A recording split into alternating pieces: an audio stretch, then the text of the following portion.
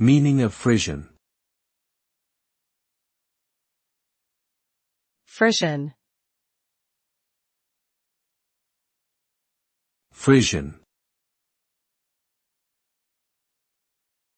Frisian. Frisian. Frisian refers to people, language, and culture from the coastal areas of the Netherlands, Germany, and Denmark. Frisians are considered to be one of the oldest ethnic groups in Europe with a distinct cultural identity and language.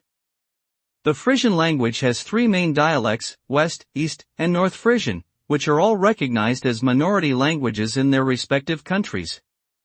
Frisian culture is known for its strong connection to the sea, with many traditional practices and celebrations revolving around fishing and maritime activities. Today, Frisian culture is still celebrated and preserved through various festivals, museums, and cultural events.